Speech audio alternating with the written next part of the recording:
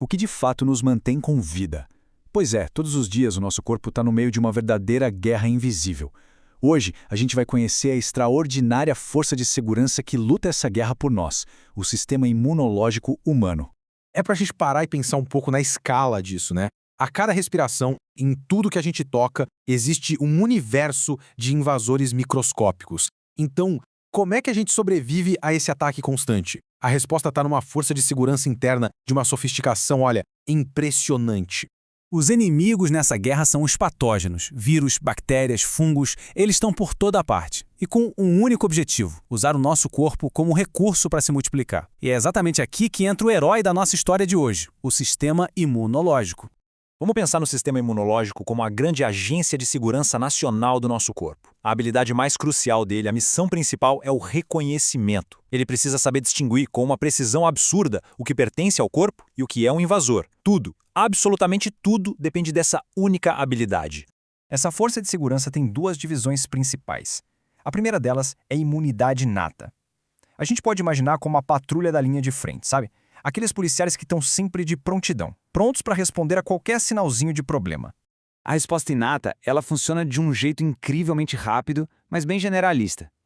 Células como os macrófagos, que o nome já entrega, são os grandes comedores do corpo, literalmente devoram qualquer coisa que pareça suspeita. Mas, e sempre tem o mais, né?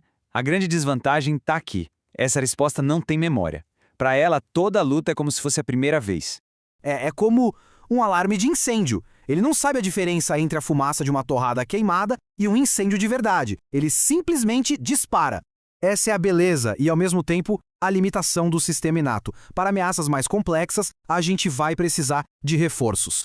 E é aqui que a gente entra na segunda divisão, onde as coisas ficam muito mais sofisticadas. O sistema imune adaptativo, esse é a agência de inteligência e as operações especiais do corpo, tudo num pacote só.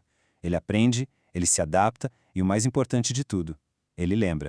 E aqui a gente vê a grande diferença. Olhando a velocidade, o sistema inato responde em horas, enquanto o adaptativo leva dias. Mas olha só a especificidade e a memória. O adaptativo é altamente específico e, o ponto crucial, ele se lembra. Um é o escudo rápido, o outro é a espada de precisão. Eles se complementam perfeitamente. Os principais agentes aqui são os linfócitos. Vamos pensar nos linfócitos B como se fossem as fábricas de armas, produzindo mísseis teleguiados. Já os linfócitos T são os soldados de elite. Alguns eliminam as ameaças diretamente, outros agem como generais, comandando a batalha toda. E esses mísseis teleguiados são os anticorpos. Cada anticorpo é como se fosse uma chave única, projetada para se encaixar numa fechadura específica lá no invasor, marcando ele para destruição. É a definição de precisão. Mas não é uma arma que serve para tudo, não. O sistema produz um arsenal bem diversificado. O IgM, por exemplo, é tipo a equipe da SWAT, a primeira a chegar na cena de uma nova infecção. O IgG são os veteranos, que garantem a proteção e a memória de longo prazo. E o IgA age como uma patrulha de fronteira, protegendo lugares como no intestino. Cada um tem uma missão muito específica. Então, peraí, se o sistema adaptativo aprende com a experiência, será que dá para treinar ele? Com certeza. É exatamente isso que a vacinação faz. Vamos pensar nela como uma simulação de treinamento de altíssima tecnologia para as nossas forças especiais. O processo é simplesmente genial. Primeiro, na etapa do briefing, a gente apresenta para o corpo um dossiê do inimigo, uma parte totalmente inofensiva dele, claro. Isso leva à ativação, quando as células B e T estudam a ameaça. Em seguida, vem o passo crucial, a criação de memória. Células veteranas são formadas e o resultado é a prontidão a longo prazo. Um exército que fica ali, de prontidão, por anos, pronto para agir na hora se o verdadeiro inimigo aparecer.